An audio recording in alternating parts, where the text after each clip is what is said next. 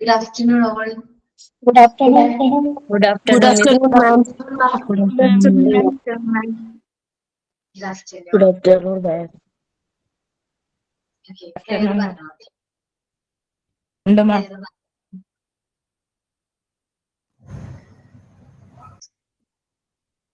നന്മരൂപിയായ ദൈവമേ നിനക്കു വന്ദനം. നന്മരൂപിയായ ദൈവമേ നിനക്കു വന്ദനം. ബുദ്ധിയും വിശുദ്ധിയും സ്വഭാവശുദ്ധിയും മഹാശക്തിയും വിവേകവും തരേണമേ ദയാനിധേ.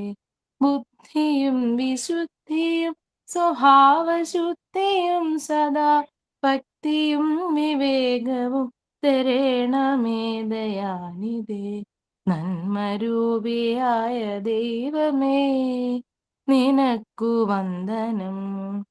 നന്മരൂപിയായ ദൈവമേ നിനക്കു വന്ദനം. ഈ കലാലയം നിനക്കു നിത്യവും വസിച്ചിടാൻ. ഈ കലാലയം നിനക്കു നിത്യവും വസിച്ചിടാൻ.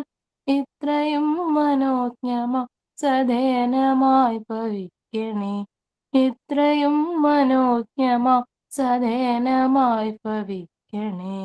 നന്മരൂപിയായ ദൈവമേ നിനക്കു വന്ദനം. നന്മരൂപിയായ ദൈവമേ നിനക്കു വന്ദനം.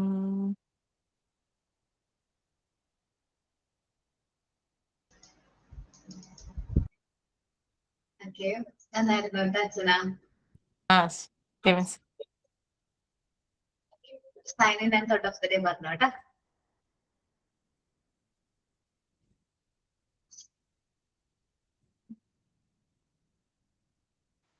Thought of the day. Education is the best friend. An educated person is respected everywhere. Education beats the beauty and the youth. APJ Abdul Kalam.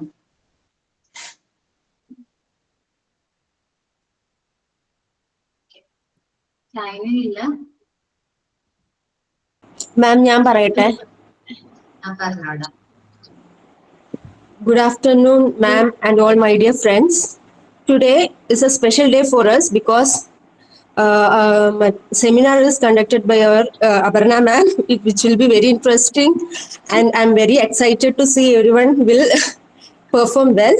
And all the best for all whoever is performing or is conducting today's seminar. All the best, everyone. Thank you, ma'am.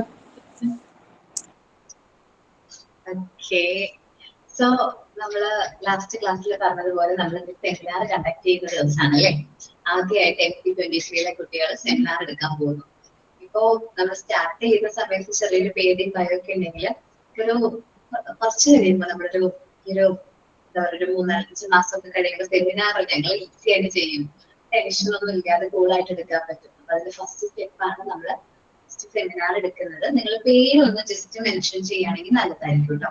എന്നുവെച്ചാല് message ആയിട്ട് അയക്കാൻ നോക്കുക കേട്ടോ. പേര് message ആയിട്ട് അയക്കുകയാണെങ്കിൽ എനിക്ക് ആ ഓർഡറിൽ വിളിക്കാൻ പറ്റും കേട്ടോ. ഞാൻ എന്റെ ലിസ്റ്റിലുള്ള ഓർഡറിലായിരിക്കട്ടെ ഞാൻ വിളിക്കുന്നേ. എല്ലാവരും അവരുടെ പേര് എന്ത് ചെയ്യുക, മെസ്സേജ് ആയിട്ട് ടൈപ്പ് ചെയ്ത് അയക്കുക കേട്ടോ. മിസ് ഈ സെമിനാർ വേറെ ബുക്കിലാക്കി എഴുതണ ലാസ്റ്റ് ചോദിക്കോ നോക്കുവോ? ഇല്ല, നമ്മള് ഇപ്പൊ ഈ ക്ലാസ്സിന്റെ ഭാഗമായിട്ട് നിങ്ങൾക്ക് ഒരു അറിവിന് വേണ്ടിയിട്ടാണ്. നിങ്ങൾ ഇനി കുറച്ച് നാൾ കഴിയുമ്പോൾ മോണ്ടിസോറി ഫാക്കൽറ്റീസ് ഒക്കെ ആയിട്ട് വർക്ക് ചെയ്യുമ്പോൾ ഡിഫറെന്റ് ടൈപ്സ് ഓഫ് ഡിസീസിനെ കുറിച്ച് നിങ്ങൾ അറിഞ്ഞിരിക്കണം. കാരണം നമുക്കൊരു കുട്ടീനെ നമ്മുടെ അടുത്ത് വരുമ്പോൾ ആ സിംറ്റംസ് കാണുമ്പോൾ ഇന്ന അസുഖമാണെന്ന് കൺക്ലൂസ് ചെയ്യാനായിട്ട് വരണം. അല്ലെങ്കിൽ നമുക്ക് അത് ഇന്നതായിരിക്കാം എന്ന് ഡൗട്ട് തോന്നണം. അല്ലെങ്കിൽ നമുക്കത് കറക്റ്റ് ആയിട്ട് എന്ത് ചെയ്യാൻ പറ്റണം, കറക്റ്റ് ഫുൾ ഡയഗ്നോസ് അല്ല, സിംറ്റംസ് ഉണ്ടല്ലോ, ചെറിയ സിംറ്റംസ് കാണുമ്പോൾ നമുക്കത് മനസ്സിലാക്കാനായിട്ട് പറ്റണം. ഉള്ളൂടോ, നിങ്ങൾ മനസ്സിലാക്കിയാൽ മതി. ഓക്കെ. മേരി സോറി മായ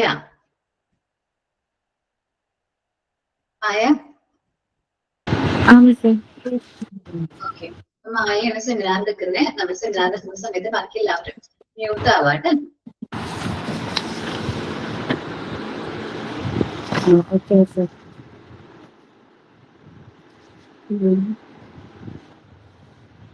ഗുഡ് ആഫ്റ്റർനൂൺ ഓൾ. മിസ് കേൾക്കാൻ പറ്റുണ്ടോ? കേൾക്കാറുണ്ടാ? മലയാളത്തില് പറയാലോ. അഫ്കോഴ്സ് കംഫർട്ടബിൾ ആയിട്ടുള്ള ലാംഗ്വേജസ് പറയാം. ഓക്കെ ഓക്കെ, ഒരു മിനിറ്റ്.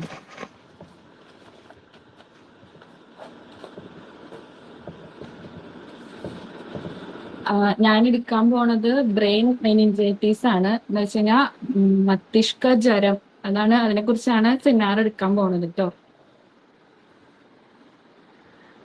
ബ്രെയിൻ മെനിഞ്ചൈറ്റിസ് എന്ന് പറയുന്നത് അത് നമ്മുടെ തലച്ചോറിലെ സൂക്ഷ്മനാഡികളെ ആവരണം ചെയ്തിട്ട് ഉള്ള മെനിഞ്ചൈറ്റുകൾക്ക് ഉണ്ടാകുന്ന ഒരു അണുബാധേനെയാണ് നമ്മൾ ബ്രെയിൻ മെനിഞ്ചൈറ്റിസ് എന്ന് പറയുന്നത്.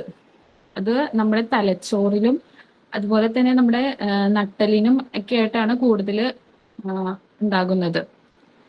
ഈ ആവരണത്തിൽ വരുന്ന ഒരു അണുബാധയാണിത്. അപ്പോൾ ഓരോ വർഷം കൂടുന്തോറും 25 ലക്ഷം പേർക്ക് ഈ അസുഖം വരുന്നതായിട്ടാണ് ലോകാരോഗ്യ സംഘടന കണക്കാക്കുന്നത്.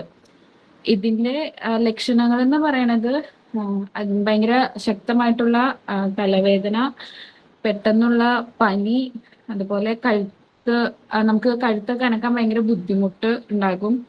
പിന്നെ ഛർദി, അതുപോലെ തന്നെ ആശയക്കുഴപ്പം, നമുക്ക് ഭയങ്കര അബോധാവസ്ഥയിലുള്ള ഒരു അവസ്ഥയൊക്കെ ആയിരിക്കും നമുക്ക്. അതേപോലെ വേറൊരു ലക്ഷണം എന്ന് പറയുന്നത് നമുക്ക് വെളിച്ചത്തേക്ക് നോക്കാൻ ഭയങ്കര ബുദ്ധിമുട്ടായിരിക്കും. നമുക്ക് വെട്ടം ഭയങ്കര ബുദ്ധിമുട്ടായിരിക്കും ഇത് ഉണ്ടാക്കുന്നത്. പിന്നെ ഇതൊരു കുറെ ടൈപ്പ് ഇതിലുണ്ട്. അതിലൊരു പ്രധാനപ്പെട്ട 3 എണ്ണമാണ് ഞാനിപ്പോൾ ഇവിടെ പറയാൻ പോകുന്നത്. അതിനൊന്ന് ബാക്ടീരിയൽ മെനിഞ്ചൈറ്റിസ് എന്നാണ്.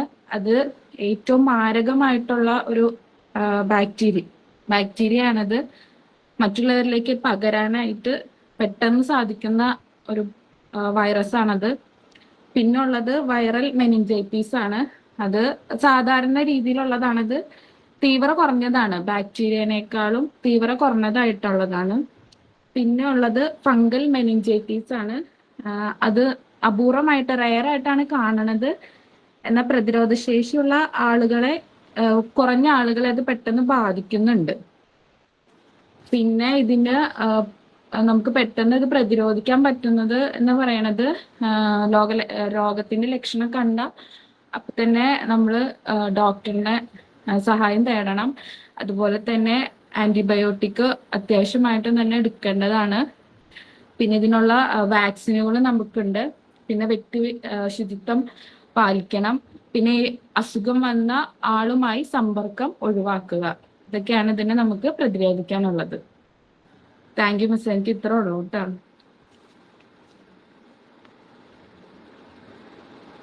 മിസ് കഴിഞ്ഞു.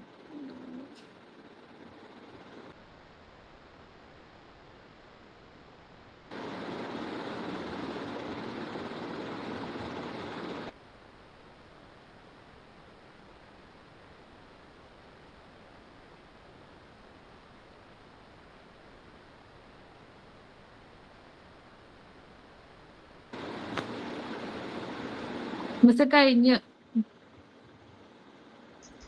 ഓക്കെ, കേൾക്കാൻ പറ്റുന്നുണ്ടോ?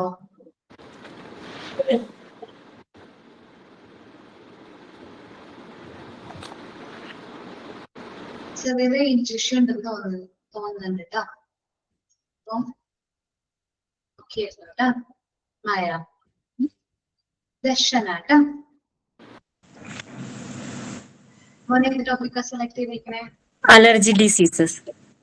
ഓക്കേടാ, present ചെയ്തോട്ടോ. In this seminar, we will discuss about allergy diseases, include some symptoms. Allergic diseases. Allergic diseases occurs when your immune system overreact to a typically harmless is called allergen, such as pollen, dust mites, pendander or specific foods. എങ്ങനെയാണ് allergy ഉണ്ടാവണമെന്ന്? when exposed the body produce antibodies that release chemical causing symptoms. The range from mild sensing and skin rashes to life threatening anaphylaxis. അനാഫിലിയൻസ് എന്ന് പറയുന്നത് അലർജിക്ക് കാരണമായ വസ്തു, medicine നമ്മുടെ ശരീരത്തിൽ കയറിയാൽ ഏതാനും സെക്കൻഡിനുള്ളിലോ രോഗി കുഴഞ്ഞു വീണു പോകുന്നു. ആ ഗുരുതരമായ ഒരു അവസ്ഥയാണ് അനാഫിലിയൻസ് എന്ന് പറയുന്നത്. ഇനി symptoms of allergic diseases: red eyes, itchy rash, sneezing, കഫിങ്, runny nose, shortness of breath എന്നിവയൊക്കെയാണ്. പിന്നെ ഹെൽത്ത് കെയർ പ്രൊവൈഡ് ചെയ്യുന്നത് ഡയഗ്നോസ് അലർജി എന്ന് പറയുന്നത് skin test and blood test ആണ്. പിന്നെ അലർജി ഉണ്ടാക്കുന്നത് allergy caused by genetic and environmental factors ആവാം. Allergy classified into 4 main categories ആണ് based on how the substance enter the body. അങ്ങനെ 4 type ഉണ്ട്: environmental, food, skin, insect allergies. പിന്നെ common ടൈപ്പുള്ള allergy disease ആണ് allergic rhinitis, skin allergy, food allergy, allergic asthma എന്ന് പറയുന്നത്. അല്ല, allergic rhinitis എന്ന് പറയുന്നത് സാധാരണയായിട്ട് നമ്മൾ വായിലുള്ള പൊടികളൊക്കെ മൂക്കിൽ തട്ടുമ്പോൾ നമുക്ക് മൂക്കടപ്പ്, ജലദോഷ ടൈപ്പ് ഒക്കെ ഉണ്ടാവില്ല, ആ ടൈപ്പുള്ള അതിനെയാണ് അലർജിക് റൈനൈറ്റിസ് എന്ന് പറയുന്നത്. ഇത് പ്രിവെന്റ് ഓഫ് അലർജിക് ഡിസീസ് എന്ന് പറയുന്നത് avoid touching or getting licked by animals you are allergic and change your clothes after you have been around them regularly. നമ്മൾ vacuum dogs, carpet and other surface help remove the dust. പൊടിയൊക്കെ നമ്മൾ തട്ടുക.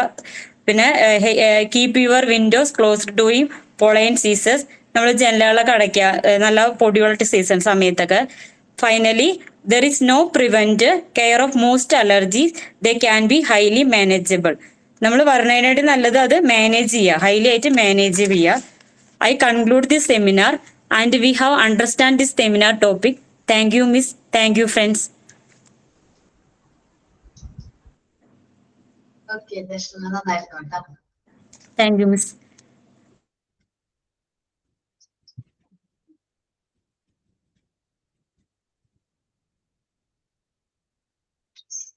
Super. Yes, ma'am. Hi, ma'am. Is it audible? Yes. Yes. Good afternoon, everyone. I'm Prasuba. Today, I'm going to talk about Nipah virus. Nipah virus is a rare but a dangerous. Nipah virus is a zoonotic virus. What is zoonotic virus? It is this virus transmitted between animals and humans, and that can infect both animal and humans. And it was first identified in Malaysia in 1998. After that, it came to Bangladesh, India, Malaysia, and Philippines and Singapore. Since 2018, Kerala faced repeated outbreaks largely concentrated in Kozhikode and Malappuram districts, often during in the monsoon period. In 2008, Nipah virus, 17 confirmed death out of 19. So we have to be really careful. And then this is between that fruit bats are called flying fox, are the natural carrier of this Nipah virus. And this virus spread through contact with infected bats or pigs and eating food or drinking raw date palm sap. It's contaminated by bats. Also, close contact with the infected persons. And common symptoms for this Nipah virus is fever, headache, cough, vomiting, difficult breathing because it affects the lungs, and confusion in severe cases, that is swelling in the brain. And there is no specific cure or vaccine for this Nipah virus. Doctors just provide supportive treatment such as fluid, oxygen, and monitoring them. So we have to be really careful from the Nipah virus.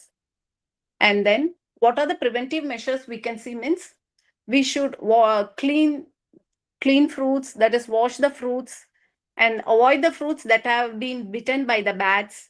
Avoid raw date palm sap because from the sap they are taking that natural sweet liquid. That fruit bat may lick the sap or contaminated with the saliva or urine. And then washing hands regularly. Avoiding close contact with this infected people. These are the preventive measure we have to take from this type of disease. And Nipah virus is a serious disease, but we can reduce the risk by maintaining a good hygiene and avoid this contaminated food and follow the public health advices. Because and the Kerala government is giving very good advices, and last time we can see that videos were for the public.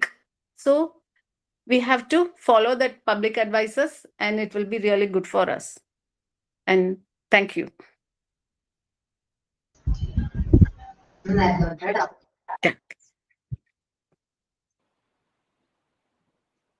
Vaishnavi miss കാണാണ്ടൊന്നും പറയണ്ടല്ലോ, മനസ്സിലായത് എഴുതി നോട്ടായിട്ട് എഴുതിയിട്ട് പറഞ്ഞ പോലെ. മനസ്സിലായ കാര്യങ്ങൾ പറഞ്ഞാൽ മതി. Okay miss. എല്ലാവർക്കും നമസ്കാരം. ഇന്ന് ഞാൻ സംസാരിക്കാൻ പോകുന്നത് PCOD എന്ന വിഷയത്തെ കുറിച്ചാണ്. സ്ത്രീകളിൽ സാധാരണയായി കാണപ്പെടുന്ന ഒരു ഹോർമോൺ സംബന്ധമായ ആരോഗ്യ പ്രശ്നമാണ് PCOD. ഈ രോഗത്തിൽ അണ്ഡാശയങ്ങളിൽ ചെറിയ സിസ്റ്റുകൾ രൂപപ്പെടുകയും ഹോർമോൺ അസന്തുലിതാവസ്ഥ ഉണ്ടാകുകയും ചെയ്യുന്നു. ഇതിന്റെ പ്രധാന ലക്ഷണങ്ങൾ മാസവരി ക്രമക്കേട്, ശരീരഭാരം കൂടുക, മുഖത്തും ശരീരത്തും അമിത രോമവളർച്ച, മുഖക്കുരു, മുടിക്കൊഴിച്ച്, ഗർഭധാരണത്തിൽ ഉണ്ടാകുന്ന ബുദ്ധിമുട്ട്. PCOD ഉണ്ടാകാനുള്ള പ്രധാന കാരണങ്ങൾ ഹോർമോൺ വ്യതിയാനം, പാരമ്പര്യം, അമിതവണ്ണം, വ്യായാമക്കുറവ്, അനാരോഗ്യകരമായ ഭക്ഷണശീലം. പ്രതിരോധ മാർഗങ്ങള് ആരോഗ്യകരമായ ഭക്ഷണം കഴിക്കുക, ദിവസവും വ്യായാമം ചെയ്യുക, ശരീരഭാരം നിയന്ത്രിക്കുക, മതിയായ ഉറക്കം ഉറപ്പാക്കുക, മാനസിക സമ്മർദ്ദം കുറയ്ക്കുക. ഇതിന്റെ ചികിത്സ എന്ന് പറയുന്നത് PCOD പൂർണ്ണമായി മാറ്റാൻ പ്രത്യേക മരുന്നില്ലെങ്കിലും ശരിയായ ചികിത്സയും ജീവിതശൈലിയും മാറ്റങ്ങളും വഴി ഇത് നല്ല രീതിയിൽ നിയന്ത്രിക്കാൻ കഴിയും. ഡോക്ടറുടെ നിർദ്ദേശപ്രകാരം മരുന്നുകൾ കഴിക്കണം. ഉപസംഹാരം: PCOD ഒരു സാധാരണ പ്രശ്നമാണ്. നേരത്തെ കണ്ടെത്തുകയും ശരിയായി ചികിത്സയും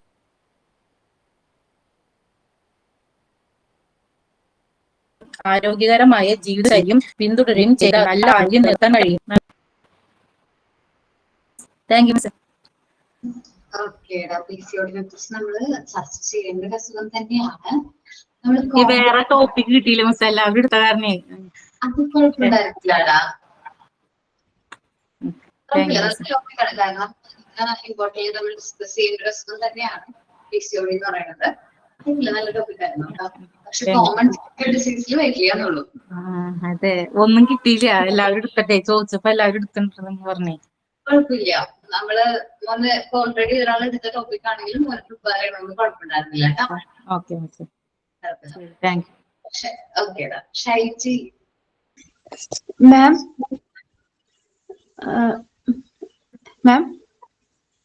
മോന്റെ പേര് ഷൈജി എന്നാണോ? അല്ലല്ല, ഇത് ഞാൻ ഒരു സംശയം ചോദിക്കാനായിരുന്നു മാം. ഞാൻ എടുത്ത ടോപ്പിക് റിക്കറ്റ്സ് ആയിരുന്നു. അപ്പൊ അത് കോമൺ ഡിസീസസിൽ പെടുവോ? ഇല്ല തോന്നുന്നു. റിക്കറ്റ്സ് ആയിരുന്നു ഞാൻ എടുത്തിരുന്ന ടോപ്പിക്, ഡിസീസസ്. നമ്മളിപ്പോ പ്രിപ്പയർ ചെയ്ത എല്ലാ ഡിസീസും നമുക്ക് ഡിസ്കസ് ചെയ്യാം കേട്ടോ. അപ്പൊ അത് കുഴപ്പമില്ലല്ലോ? ആ ഡിസീസ് കുഴപ്പമില്ലല്ലോ? പ്രിപ്പയർ ചെയ്തേ, കുഴപ്പമില്ല.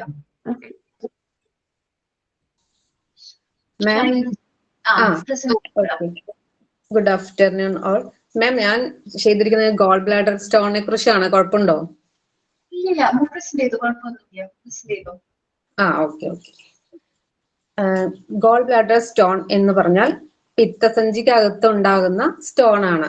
അതായത് കോളിലിത്യാസിസം എന്നും ഇതിനെ പറയാറുണ്ട്.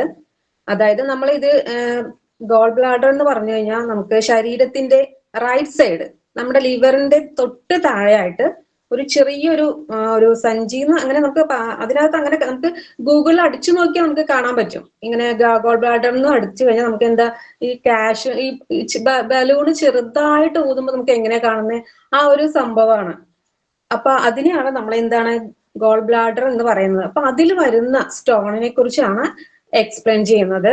അതായത് നമ്മൾ കഴിക്കുന്ന ഭക്ഷണം അല്ലെ, നമ്മൾ കൂടുതലായിട്ടും കഴിക്കുന്ന ഒരു ഭക്ഷണം കൊളസ്ട്രോൾ അടിഞ്ഞു കൂടുമ്പോൾ നമുക്ക് ബെയിൽ, അതായത് പിത്തരസത്തിൽ കൂടെയാണ് നമ്മൾ ഈ ഗോൾ ബ്ലാഡറിലേക്ക് എത്തുന്നത്. ആ ഒരു പിത്തസഞ്ചിയിലേക്ക് എത്തിപ്പെടുന്നത്. ആ ഒരു എത്തുന്ന നമുക്ക് അതിന് ഒരു അളവുണ്ട്. നമ്മൾ എത്രത്തോളം ഭക്ഷണം കഴിക്കുന്നു അതിനൊക്കെ ഒരു ലിമിറ്റേഷൻ ഉണ്ട് അവിടെ വെച്ചിരിക്കുന്നത്. അപ്പൊ അത് കൂടുതലായിട്ട് പുറത്തേക്ക് നമ്മൾ അവിടെ എന്താ പറയാ അത്രയും സ്റ്റോക്ക് ചെയ്യാൻ അവർക്ക് പറ്റില്ല. ആ ഒരു സമയത്ത് അവിടെ ഭക്ഷണം നമ്മൾ കഴിക്കുന്നവർ ആ ഒരു കൊളസ്ട്രോൾ അടിയുമ്പോൾ അവിടെ നമുക്ക് എന്തായിട്ട് ചെറിയ ചെറിയ ഒരു സാൻഡിൽ മണൽത്തരികളൊക്കെ ആയിട്ട് ചിലപ്പോൾ രൂപാന്തരപ്പെടും. അല്ലെങ്കിൽ അത് പിന്നീട് നമ്മൾ ശ്രദ്ധിക്കാതെ വരുമ്പോൾ അത് വലിയ വലിയ സ്റ്റോണിലേക്ക് എത്തിപ്പെടും. പക്ഷെ എല്ലാവർക്കും ഇത് സിംറ്റംസ് കാണപ്പെടുന്നില്ല. ചിലപ്പോ ചില ആളുകളിലേക്ക് ചിലപ്പോ നമ്മള് വയറുവേദന ചെറുതായിട്ട് തോന്നാം, ചിലപ്പോ ഗ്യാസ് നിറഞ്ഞ പോലെ അല്ലെങ്കിൽ വയറൊരു നിറഞ്ഞ പോലെയൊക്കെ ആ ഒരു ഫീലിംഗ് തോന്നും. പിന്നീട് വലിയ ഒരു സ്റ്റോണിലേക്ക് എത്തുമ്പോഴാണ് അത് കുറെ നമുക്ക് നല്ലൊരു തീവ്രമായിട്ടുള്ള വയറുവേദനയിലേക്ക് എത്തിപ്പെടുക. അങ്ങനെയുള്ള സമയത്ത് നമുക്ക് ഡോക്ടറെ കാണുമ്പോൾ അവര് സ്കാനിങ് ഒക്കെ പറയുമ്പോഴാണ് നമ്മൾ അതിനകത്ത് ഈ ഒരു സ്റ്റോൺ ഉള്ളതായിട്ട് നമുക്ക് അറിയുന്നത്. അപ്പൊ നമ്മൾ ഈ ശ്രദ്ധിക്കാതെ ഇങ്ങനെ ഒരുപാട് കൊഴുപ്പുള്ള ഭക്ഷണങ്ങൾക്ക് നമുക്കിങ്ങനെ ചിലപ്പോൾ നമ്മൾ കൊഴുപ്പുള്ള ഭക്ഷണമൊക്കെ കഴിക്കുന്ന സമയത്ത് ചിലപ്പോൾ ഒരു മണിക്കൂർ കഴിഞ്ഞിട്ടൊക്കെ ആയിരിക്കും ചിലപ്പോൾ ഇത് വയറുവേദനയൊക്കെ അനുഭവപ്പെടുന്നത്. ഇപ്പൊ ഒരു കൊഴുപ്പുള്ള ഏകദേശം ഇപ്പൊ ബീഫ് ആണെങ്കിലും ബിരിയാണി ആണെങ്കിലും അങ്ങനെയൊക്കെയുള്ള ഇത് ഇങ്ങനെയാണ് ഈ അധികം പേര് കാണപ്പെടുന്നത്. ഈ 30 വയസ്സിന് മുകളിലുള്ളവർക്കാണ് ഈ ഒരു സംഭവം വരുന്നത്. അധികം ഓൾമോസ്റ്റ് സ്ത്രീകൾക്കാണ് കാണപ്പെടുന്നതെന്നാണ് പറയുന്നത്. അങ്ങനെയുള്ള സമയത്ത് നമ്മൾ ട്രീറ്റ്മെന്റ് അപ്പൊ ഒരു സ്റ്റോണൊക്കെ ആണ് അല്ലെങ്കിൽ ചെറിയ സ്റ്റോണൊക്കെ ആണെങ്കിൽ നമുക്ക് ട്രീറ്റ്മെന്റിലൂടെ ഗുളികയൊക്കെ കഴിച്ചിട്ട് നമുക്ക് അലിഞ്ഞു പോകാൻ സാധ്യതയുണ്ട്. പക്ഷെ അത് ഒന്നിൽ കൂടുതൽ 2-3 സ്റ്റോണും നമ്മൾ അധികം കണ്ടിന്യൂസ് ആയിട്ട് അത് നമ്മൾ ശ്രദ്ധിക്കാതെ വരുമ്പോൾ അത് അങ്ങനെയും അടിഞ്ഞുകൂടി നമ്മൾ നമ്മുടെ ഈ ചെറുകുടലിലേക്കൊക്കെ വ്യാപിച്ച് അത് ഒട്ടി അവിടെ ബ്ലോക്ക് ആവും. നമുക്ക് പല ഇതിലേക്കും വ്യാപിക്കും. അത് ചിലപ്പോൾ ഒട്ടി നമുക്ക് അത് ബ്ലോക്കായി നമ്മുടെ ബ്ലഡിലൂടെയൊക്കെ കലർന്ന് നമുക്ക് ജോണ്ടിസും വരാൻ സാധ്യതയുണ്ട്. പിന്നെ നമുക്കത് തലച്ചോറിന് വരെ ബാധിക്കാം, മരണം വരെ സംഭവിക്കാം ഇത് നമ്മൾ ശ്രദ്ധിച്ചില്ലെങ്കിൽ. ഈ ഒരു അസുഖം അത്രയും ഡേഞ്ചറാണ്. നമ്മൾ സ്റ്റാർട്ടിങ് തന്നെ ഓക്കെ, പക്ഷെ ഇത് അനുഭവം കൂടി ഉള്ളതാണ്. കാരണം എന്റെ അച്ഛന് വന്നിട്ടുള്ള ഒരു സംഭവമാണ്, അതും കൊണ്ട് ഞാൻ കുറച്ച് പറയുന്നത്. അപ്പോ ഇത് നമുക്ക് സ്റ്റോൺ ഉള്ള സമയത്ത് തന്നെ നമ്മളത് ശ്രദ്ധിക്കാതെ വരുമ്പോൾ അത് നമുക്ക് കൂടുതൽ ഇൻഫെക്ഷൻ വരാൻ സാധ്യതയുണ്ട്. ഇൻഫെക്ഷൻ വന്നു കഴിഞ്ഞാൽ നമുക്ക് അവര് ഡോക്ടർ ഇൻഫെക്ഷൻ അപ്പൊ ഉടനെ അവർ അഡ്മിറ്റ് ചെയ്യാനാ പറയുന്നത്. അഡ്മിറ്റ് ചെയ്ത് കഴിഞ്ഞാൽ പിന്നെ നമ്മൾ ആന്റിബയോട്ടിക് കൊടുക്കണം. അതിനുശേഷം ആ ഇൻഫെക്ഷൻ വന്ന ആ പിത്തസഞ്ചി ഗോൾ ബ്ലാഡർ പിന്നെ നമുക്കൊന്നും പറ്റില്ല. കാരണം നമുക്ക് അത് റിമൂവ് ചെയ്യണം. കാരണം അത് മൊത്തം വ്യാപിക്കും നമ്മുടെ ഇതിനെയൊക്കെ ബ്ലഡിലൂടെ കലർന്നാൽ പിന്നെ ഭയങ്കര പ്രശ്നമാണ്. പിന്നെ അത് നമുക്ക് സർജറി ചെയ്ത് എടുക്കേണ്ടി വരും. ലാപ്രോസ്കോപ്പ് വഴി നമ്മളത് എടുക്കാനാണ് ഡോക്ടർമാരെ സജസ്റ്റ് ചെയ്യുക.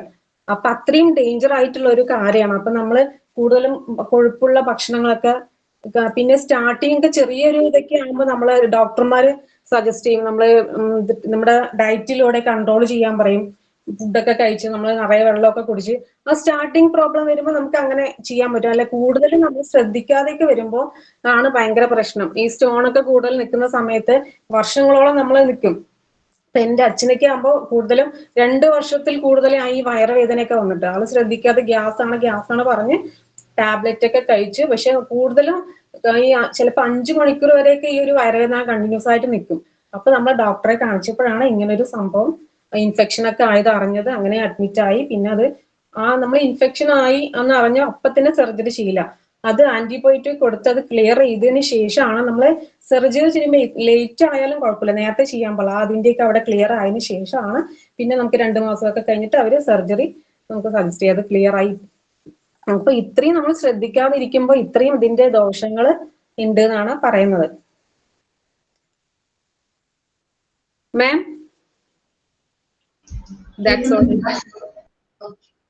മാം ഞാനൊരു കാര്യം ഇത് പറഞ്ഞോട്ടെ. ഞാൻ മോനെ എനിക്ക് ഒരു 1 മണിക്ക് 2 മണിക്ക് വിളിക്കാൻ പോണേ, 2:15 ആകുമ്പോഴത്തേന്. അപ്പൊ ഞാൻ പറഞ്ഞോട്ടെ.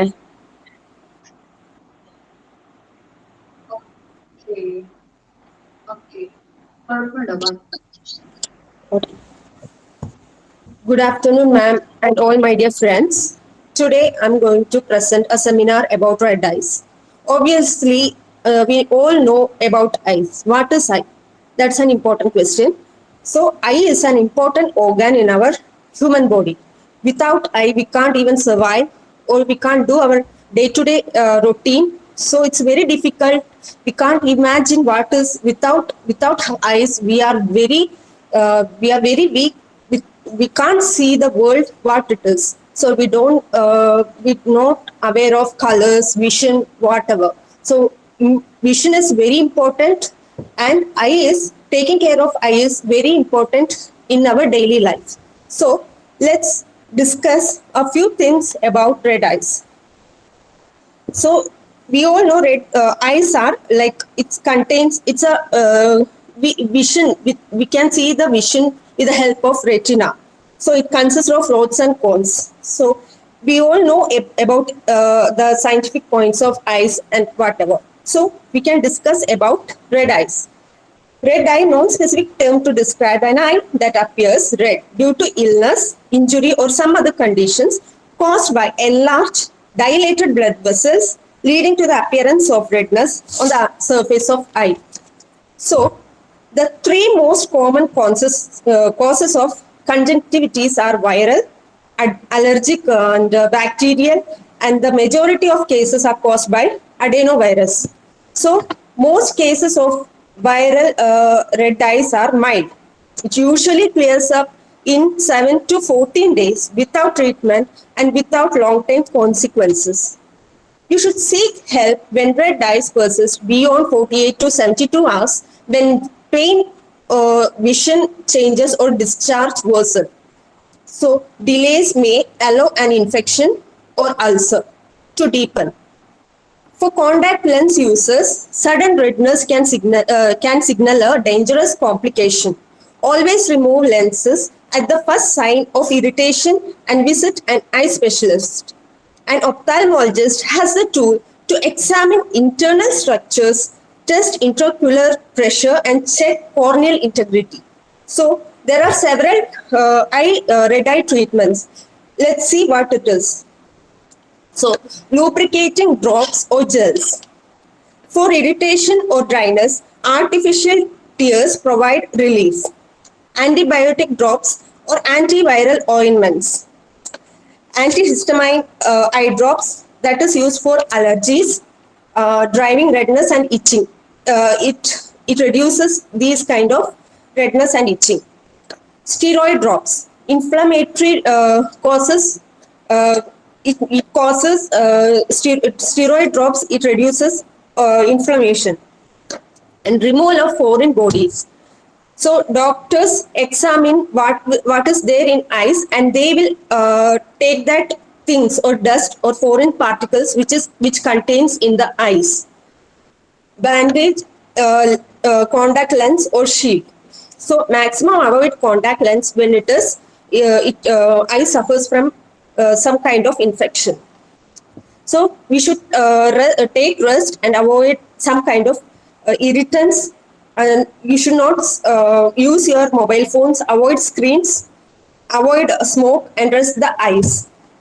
Symptoms of red eyes are a gritty or burning sensation, that is the most severe case in red eyes. Tearing or thick discharge. And photophobia, that is sensitivity to light. When you go outside, we feel that light is very problematic for eyes. Blood or hazy vision. We can't see clearly. It may be blood, like you can't see that clearly, not crystal clear. Then itching, pain around the eyes, swelling of eyelid. There will be a small swelling around your eyelid. So there are several preventive measures we should follow. First one is regular breaks while using screens. You should not use your mobiles or laptops continuously. You should give some breaks to your eyes, and you should take some rest. That is most important thing. And keeping living environment clean and dust free. That is, you should be very hygiene, and you should clean your surroundings, your living room and bedroom, everything neat and clear and dust free. Avoid rubbing your eyes. Rubbing your eyes makes your eyes very weak, and you may lose your vision itself. Remove makeup before sleep. And staying hydrated. Always drink plenty of water, which is very good for your health and all your eyes also. Maintaining hygiene, that is most important thing. Personal hygiene should be followed. Sleeping enough to allow natural eye repairs. So you should sleep well. That makes your eyes to keep your eyes rest. Sleep helps you to do certain repairing in your eyes. These are all the preventive measures you should take when you are suffering from red eyes. So I think everyone understood about what is red eyes and its symptoms and prevention, what you should follow when it becomes worsen. I hope everyone understood my seminar class. Thank you, ma'am. Thank you so much.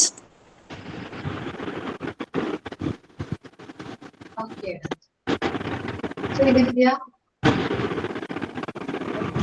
Good afternoon, respected teacher and my dear friends. I am Srividya. Thank you for giving me this opportunity to present this seminar. Today, I am presenting seminar on the topic of sinusitis diseases. First, introduction. Sinusitis is a common health problem that affects our nose and head. It means inflammation or swelling of the sinuses. What are sinuses? Sinuses are small air-filled spaces in our skull, behind our forehead, nose, cheeks, and eyes. Their job is to make mucus to keep the nose moist and trap dust or germs. When these sinuses get blocked and filled with fluid, germs grow there. This causes sinusitis. Types of sinusitis: acute, subacute, chronic, and finally recurrent.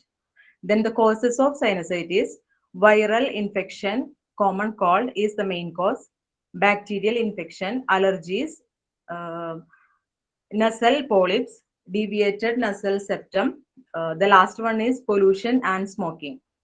Then the prevention and home care: drink plenty of water, steam inhalation, avoid cold drink and ice cream, use a mask in dusty areas, wash hands, stop spreading germs. Treat allergies early. Conclusion: sinusitis is common but preventable with proper hygiene care during weather changes. A healthy nose leads to a happy day of learning. Thank you for listening to my seminar, everyone.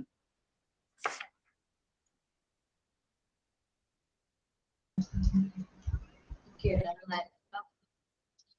Next തന്നെയാട്ടോ. Okay teacher, seminar cancer ആണ് ഞാൻ എടുത്തത്. Hello ma'am. Present ചെയ്തോട്ടോ. Okay. Seminar subject cancer. At the simplest level, cancer or cancer cells are cells that have lost the ability to follow the normal control that the body exerts on all cells in our body. We have billions and billions of cells and they have different functions. It's a very complicated process under incredibly phenomenal control, and if something goes wrong and that control is lost and particular cells escape the normal control mechanism and they continue to grow and they may spread, that's what we call cancer.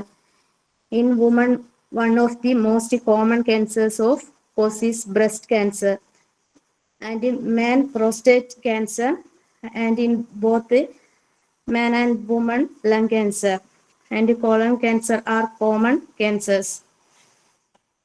The treatment. Cancer treatment actually is very complex, and part of the reason is because cancer is this constellations of over 200 different diseases. They have common characteristics.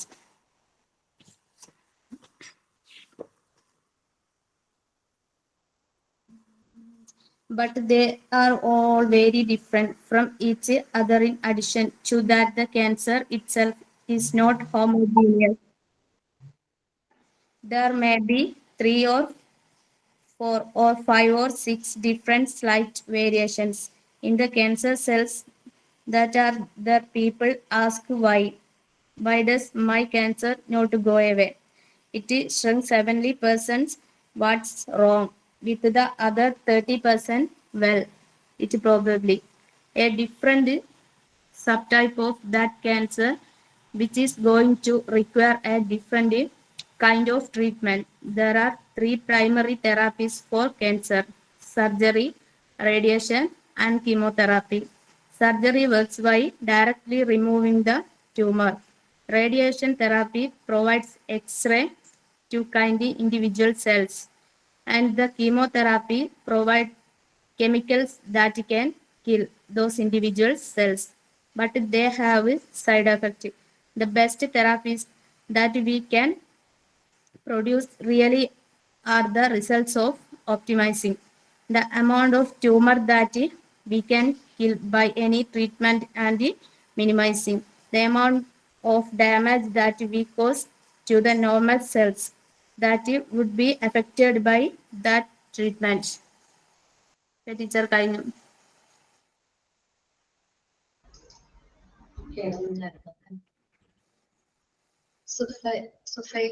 Sufaija yes ma'am. Topic ഏതാണ്? ഇന്ന് ഞാൻ എടുത്ത topic insomnia ആണ് miss. പ്രശ്നമില്ലല്ലോ? Okay. Oh, today's my topic is insomnia. Insomnia is a common sleep disorder characterized by difficulty in falling asleep, staying asleep, or waking up too early. Frequently results in daytime fatigue, low energy, and poor concentration. Both acute and chronic forms can severely impact your overall health and quality of life. And the most symptoms are trouble of feelings asleep, waking up during the night, daytime effects. And its common causes are stress and mental health, poor sleep habits, medical conditions like severe diseases, and lifestyle factors. And the treatment are conjunctive behavioral therapy for insomnia. It's a long-term treatment and stimulates control trains mind to associate the bed only with sleep, not with the using or turning a mobile phone or a computer. And maintain a strict schedule to go to bed and wake up at the strict exact same time every day, including weekends. Optimize your environment. Ensure your bedroom is completely dark, quiet, and cool. Limit stimulants. Avoid caffeine, nicotine, and alcohol. And screen detox. Avoid all blue lights from phones or TVs for at least 1 hour before bed.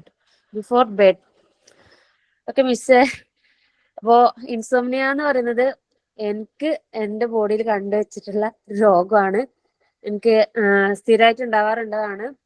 അപ്പോൾ ഇതൊരു എന്താ പറയുക, ഒരു crucial ആയിട്ടുള്ള രോഗം എന്ന് എനിക്ക് പറയാം. കാരണം രാത്രി തീരെ ഉറക്കം ഉണ്ടാവില്ല, രാവിലെ ആണെങ്കിൽ തലമുക്കി നടക്കാനും പറ്റൂല, അങ്ങനത്തെ ഒരവസ്ഥയാണ്. ഇങ്ങനെ തല കറങ്ങിക്കൊണ്ടുണ്ടായിരിക്കും. അപ്പോൾ ഇതിനുള്ള ട്രീറ്റ്മെന്റ് എന്ന് പറയുന്നത് നമ്മൾ തന്നെ കണ്ടുപിടിക്കേണ്ട ഒന്നാണെന്നാണ് എനിക്ക് തോന്നുന്നുള്ളത്. പിന്നെ വേറെ മെഡിക്കൽ പ്രിസ്ക്രിപ്ഷൻ ഡോക്ടേഴ്സ് എസ്കോപിലോക്കിൻ, ഡോൾപിഡിയം ആൻഡ് റെമൽറ്റോൺ അങ്ങനെയുള്ള കുറച്ച് ടാബ്ലറ്റ്സ് ഇതിനു വേണ്ടി കൊടുക്കുന്നുണ്ട്. പിന്നെ മെഡിറ്റേഷൻ, അതൊക്കെയാണ് ഇതിന്റെ മെയിൻ ഉള്ള ട്രീറ്റ്മെന്റ്. Okay ma'am.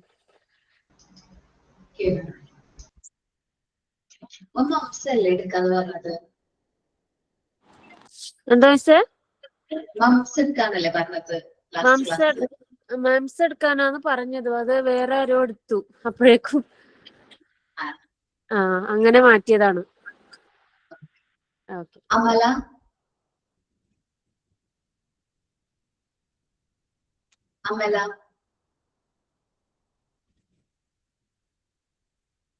മിസ് ഞാൻ എടുത്തോട്ടെ?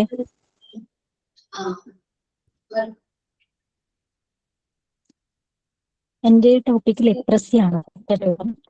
ലെപ്രസി അഥവാ കുഷ്ഠം എന്ന് കേൾക്കുമ്പോൾ എല്ലാവർക്കും ഒരുതരം ഭയവും അറപ്പും ഒക്കെയാണ് ഉണ്ടാവുന്നത്. വാസ്തവത്തിൽ ചികിത്സിച്ചാൽ 100% മാറ്റാൻ പറ്റുന്ന ഒരു അസുഖമാണ് കുഷ്ഠം. ലെപ്രസിയുമായി ബന്ധപ്പെട്ട തെറ്റിദ്ധാരണകൾ മാറ്റുവാനും ജനങ്ങളെ കൂടുതൽ ബോധവൽക്കരിക്കാനുമായിട്ട് ജനുവരി 13 നാഷണൽ ലെപ്രസി ഡേ ആയിട്ട് ആചരിക്കുന്നു. എന്താണ് രോഗം? അതിപ്രാചീന കാലം തൊട്ടേ ഉള്ള രോഗമാണ് ഈ ലെപ്രസി എന്ന് പറയുന്നത്. ഇതൊരു ബാക്ടീരിയൽ അണുബാധയാണ്. മൈക്രോ ബാക്ടീരിയ ലെപ്ര എന്ന ബാക്ടീരിയയാണ് ഇത് ഉണ്ടാക്കുന്നത്. ഭൂമിയിലെ ഏറ്റവും പഴക്കം ചെന്ന രോഗമാണ് ഈ കുഷ്ഠരോഗം അഥവാ ലെപ്രസി എന്ന് പറയുന്നത്. കുഷ്ഠരോഗത്തിന്റെ മറ്റൊരു പേരാണ് ഹാൻസൻസ് ഡിസീസ്. എന്താണ് ഇതിന്റെ ലക്ഷണങ്ങൾ ചോദിച്ചാൽ, മൈക്രോ ബാക്ടീരിയം ലെപ്ര എന്ന ബാക്ടീരിയ മൂലം ഉണ്ടാകുന്ന രോഗമാണ് കുഷ്ഠരോഗം. ഇവിടെ ഇത് ഉണ്ടായിക്കഴിഞ്ഞാല് ശരീരത്തിന്റെ വിവിധ ഭാഗങ്ങളിൽ ഉണ്ടാകുന്ന ഒരു വെളുത്തതും തവിട്ട് നിറത്തിലുമായിട്ടുള്ള കുറച്ച് പാടുകളാണ് ആദ്യം പ്രത്യക്ഷമാവുക. അപ്പൊ തന്നെ നമ്മൾ ഹോസ്പിറ്റലിൽ പോയി ട്രീറ്റ്മെന്റ് ചെയ്യണം. കൂടുതലായിട്ടുണ്ടാവും. ഈ രോഗം ബാധിച്ച സ്ഥലങ്ങളിലെ രോമം കൊഴിഞ്ഞു പോകുക, പിന്നെ അത് സ്കിന്നിലാണ് ഏറ്റവും കൂടുതൽ ബാധിക്കുന്നത്. പിന്നെ നാഡീവ്യൂഹത്തെയും ബാധിക്കുന്നുണ്ട്. പുരികം കൊഴിഞ്ഞു പോവുക, രോഗം ബാധിച്ച സ്ഥലങ്ങളിൽ മുടി കൊഴിഞ്ഞു പോവുക, അങ്ങനെയൊക്കെയാണ് ഇതിന്റെ ലക്ഷണങ്ങള്. പിന്നെ ഈ കുഷ്ഠരോഗിനെ നമ്മൾ പൂർണ്ണമായിട്ട് ക്വാറന്റൈനിൽ തന്നെ ഇരുത്തണം. അല്ലെങ്കിൽ കുഷ്ഠരോഗം ബാധിച്ച രോഗി ചുമയ്ക്കുമ്പോഴും തുമ്മുമ്പോഴും ഒക്കെ അത് വായിലൂടെയാണ് നമ്മൾക്കത് വേഗത്തിൽ തന്നെ സ്പ്രെഡ് ആവുന്നത്. 100% ട്രീറ്റ്മെന്റ് ചെയ്താൽ അത് മാറും. ഇതിന്റെ ട്രീറ്റ്മെന്റ് രീതി എന്ന് പറയുന്നത് MDT ആണ്, മൾട്ടി ഡ്രഗ് തെറാപ്പി. ഈ ട്രീറ്റ്മെന്റ് പൂർത്തീകരിക്കണം. അതല്ലാതെ ഇടയ്ക്ക് വെച്ച് നിർത്തിക്കഴിഞ്ഞാൽ അത് വീണ്ടും അത് വരാനും വന്ന ആ രോഗിയിൽ നിന്നും മറ്റുള്ള രോഗിയിലേക്ക് അത് സ്പ്രെഡ് ആവാനും സാധ്യതയുണ്ട്. രോഗത്തിനെതിരെ ഉപയോഗിക്കുന്ന ആന്റിബോഡിക്കാണ് സ്ട്രെപ്റ്റോമൈസിൻ. രോഗത്തിനെതിരെ ഉപയോഗിക്കുന്ന ആന്റിബോഡിക്കാണ് സ്ട്രെപ്റ്റോമൈസിൻ. ഇത് കണ്ടുപിടിച്ചത് സാൽമൻ വാക്സ്മാൻ ആണ്. കണ്ടുപിടിച്ചത്. ഇനി കുഷ്ഠരോഗ നിർമ്മാർജ്ജന യത്നം അറിയപ്പെടുന്ന പേരാണ് അശ്വമേധം. ഇതിന്റെ നിഗമനാണ് ലക്ഷണങ്ങൾ കണ്ടാൽ എത്രയും പെട്ടെന്ന് തന്നെ ചികിത്സ നേടണം. അതുപോലെ തന്നെ ലെപ്രസി ഒരു ഭയപ്പെടേണ്ട അസുഖമൊന്നും അല്ല. അപ്പൊ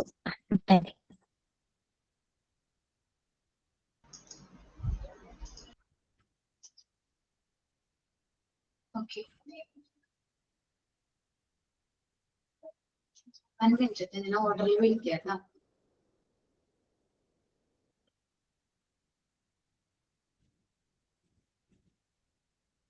അമല ഇല്ലല്ലോ, വീണ്ടോ?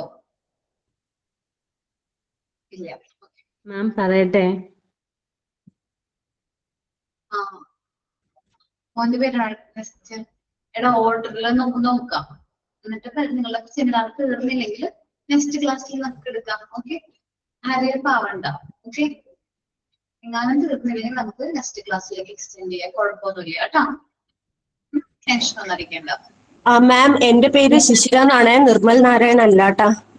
ഞാൻ പറഞ്ഞതായിരുന്നു റെഡ് ഐസ്. നിത്യ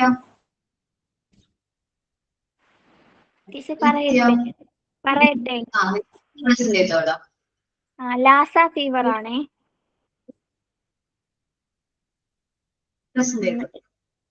ലാസ വൈറസ് മൂലമുണ്ടാകുന്ന ഒരു പകർച്ചവ്യാധിയാണിത്. 1969 ലാസ എന്ന സ്ഥലത്താണ് ഈ രോഗം ആദ്യമായി കണ്ടെത്തിയത്. അതുകൊണ്ടാണ് ഈ രോഗത്തെ ലാസ പനി എന്ന് വിളിക്കുന്നത്. ഇത് എലികളിലൂടെയാണ് പകരുന്നത്. രോഗകാരണങ്ങൾ: രോഗബാധിതരായ വ്യക്തിയുടെ രക്തം, ഉമിനീർ, യൂറിൻ എന്നിവയിലൂടെയും മലിനമായ ഭക്ഷണം, വെള്ളം എന്നിവയിലൂടെയും രോഗബാധിതരായവരെ പരിചരിക്കുന്നതിലൂടെയുമാണ് ഇത് പകരുന്നത്. ലക്ഷണങ്ങൾ: പനി, തലവേദന, ക്ഷീണം, തൊണ്ടവേദന, ഛർദി എന്നിവയാണ്. രോഗിയെ ആശുപത്രിയിൽ പ്രവേശിച്ച് ചികിത്സ നൽകുക. ശരീരത്തിലെ ജലാംശം നിലനിർത്താൻ ആവശ്യമായ ദ്രാവകങ്ങൾ നൽകുക എന്നിവയാണ് ഇതിന്റെ ചികിത്സ. പ്രതിരോധം: വീടും പരിസരവും വൃത്തിയായി സൂക്ഷിക്കുക, ഭക്ഷണം അടച്ച് സൂക്ഷിക്കുക, കൈ സോപ്പ് ഉപയോഗിച്ച് കഴുകുക, രോഗബാധിതരായ വ്യക്തിയുമായി നേരിട്ടുള്ള സമ്പർക്കം ഒഴിവാക്കുക, പിന്നെ എലികളുടെ ശല്യം നിയന്ത്രിക്കുക എന്നിവയാണ്. കഴിഞ്ഞു ടീച്ചർ. ഓക്കേടാ, നിത്യ നന്നായിരുന്നു കേട്ടോ.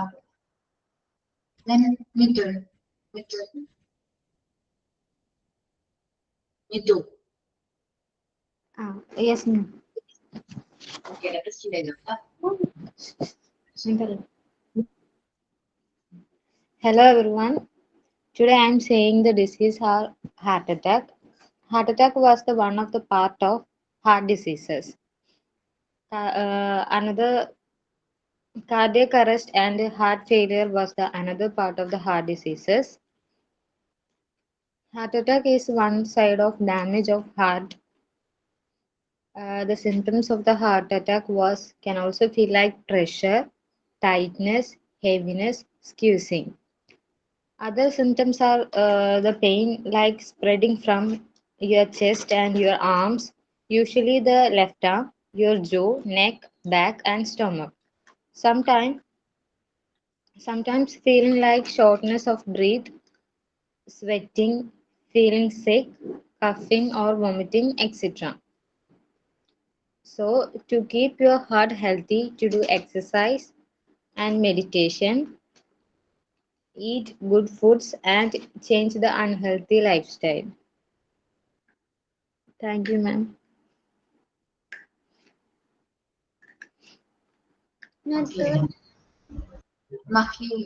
Mahita, Yes, ma'am. present ചെയ്തു Mahita. ഏത് disease? Ebola. Ebola.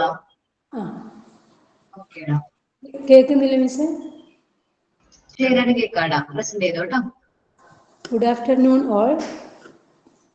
Today I am taking the diseases Ebola. It is a rare but severe and often fatal viral diseases that affects human and other primates. It is caused by a group of viruses known as ortho-Ebola viruses. Other name of Ebola viruses is Ebola viruses.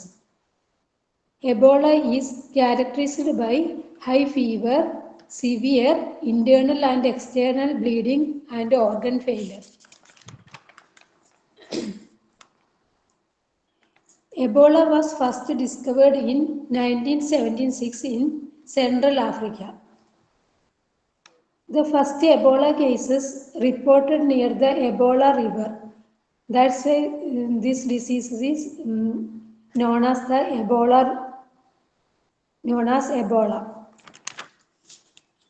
How it is spreads. Ebola does not spread through the air like that common flu or COVID-19.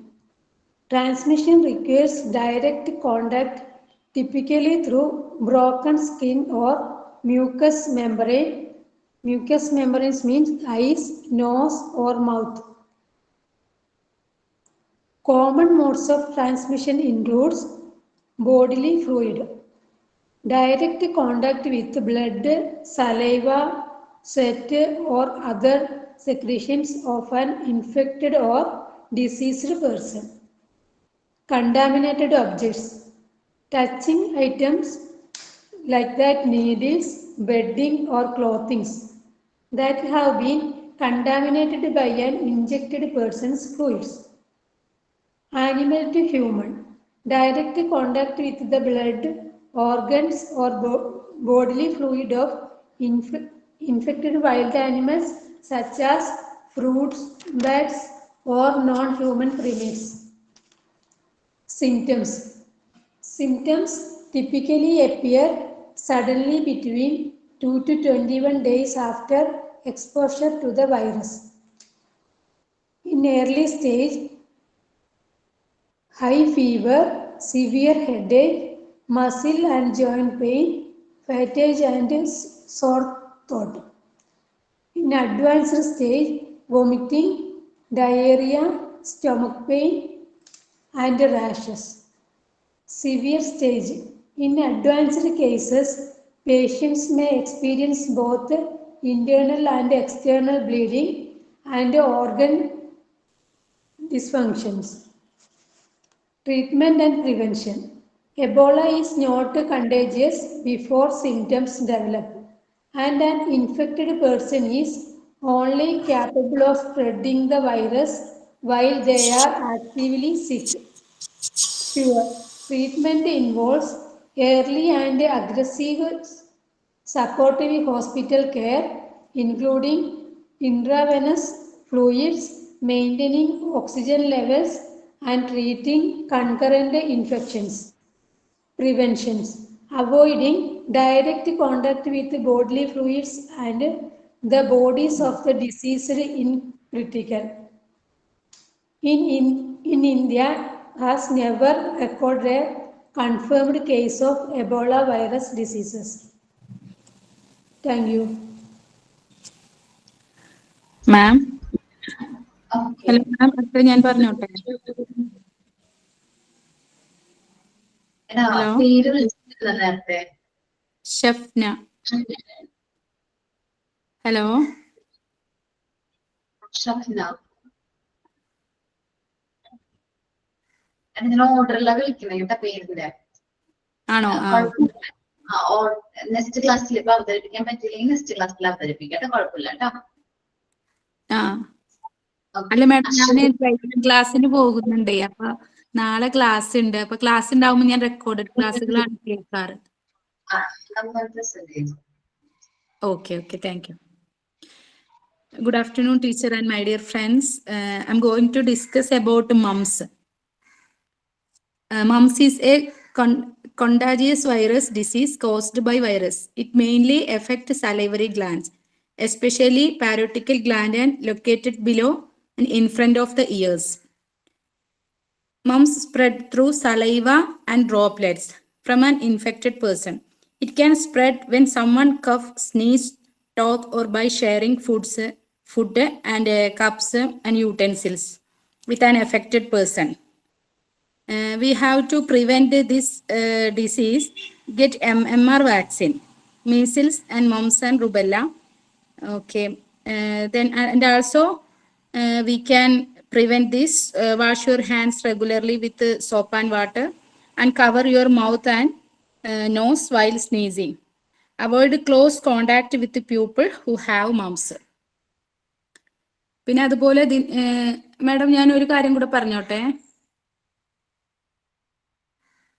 Hello,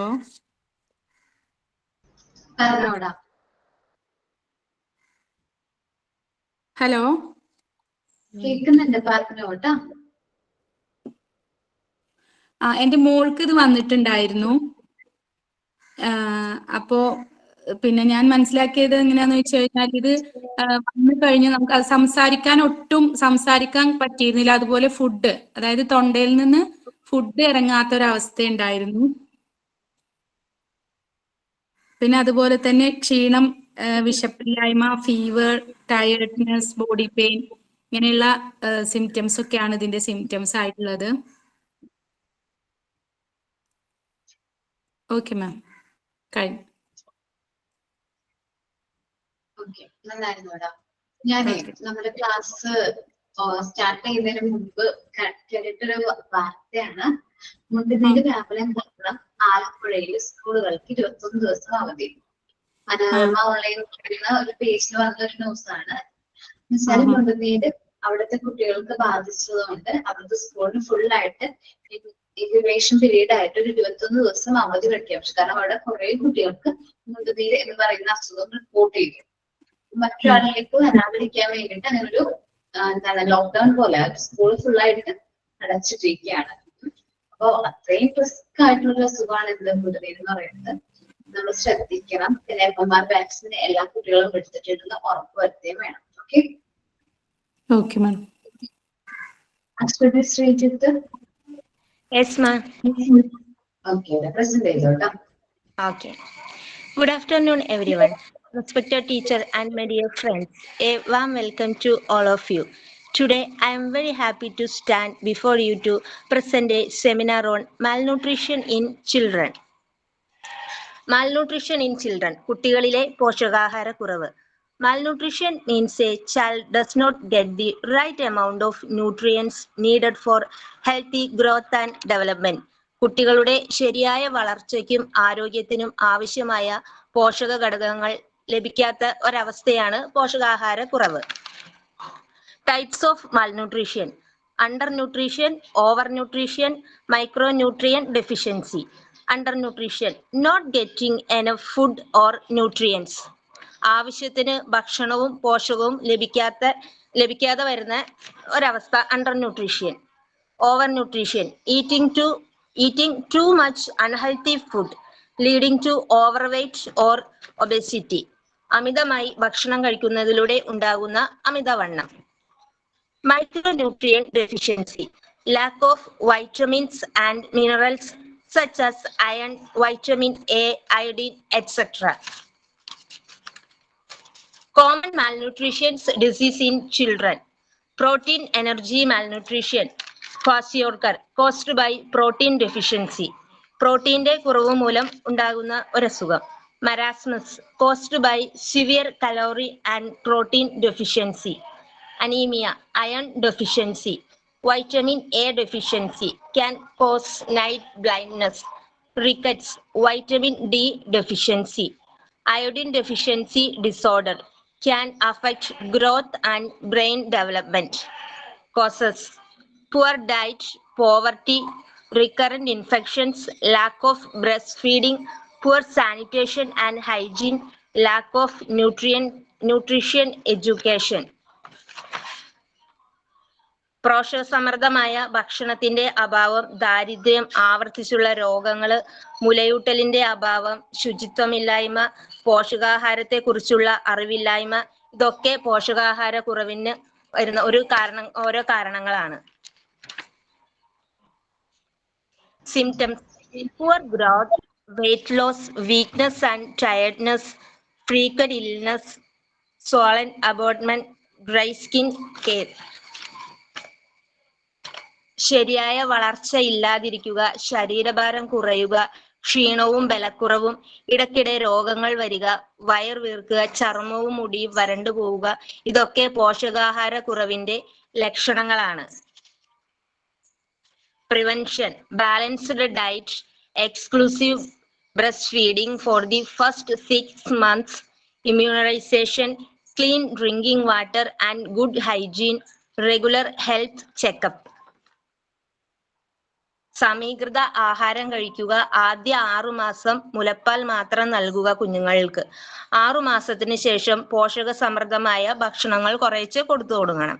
പ്രതിരോധ കുത്തിവയ്പ്പുകൾ ഇതിനോടൊപ്പം തന്നെ കൊടുക്കുകയും വേണം. ശുദ്ധജലവും നല്ല ശുചിത്വവും പാലിക്കുക. ആരോഗ്യ പരിശോധനകൾ നടത്തുക. Good nutrition is essential for a child's physical growth, mental development, and overall health. Preventing malnutrition helps children live healthier and more productive lives. ആരോഗ്യമുള്ള കുട്ടികളാണ് ആരോഗ്യകരമായ ഒരു സമൂഹത്തിന്റെ അടിത്തറ. Thank you ma'am. Thank you friends. Okay, നന്നായിരുന്നു കേട്ടോ. Okay, thank you. എഴുതിയെടുത്തിട്ടുണ്ട്. Next Aparna Babu മുതല് ലാസ്റ്റ് വരുന്നതാണ് നിഷ വരെയുള്ള ലിസ്റ്റ് ഞാൻ എഴുതിയിട്ടുണ്ട് കേട്ടോ. നെക്സ്റ്റ് ക്ലാസ്സിൽ അവർക്ക് സെമിനാർ എടുക്കാൻ അവസരം ഉണ്ടാവും കേട്ടോ. ഒരു ഡൗട്ട് ചോദിച്ചോട്ടെ? നമുക്ക് വേറെ ടോപ്പിക് വെച്ചിട്ട് സെമിനാർ ചെയ്യാൻ പറ്റുമോ ഇനി? കാരണം ഞാൻ ഇന്ന് എടുത്തത് ഡിസീസിൽ പെടൂലെന്ന് തോന്നുന്നു. കാരണം ഇത്രയും ആൾക്കാർ സെമിനാർ ചെയ്തതിന്റെ അടിസ്ഥാനത്തില് നമുക്ക് ഞാൻ ഓരോ ചാപ്റ്റേഴ്സ് വൈസ് കൊടുക്കാറുണ്ട്.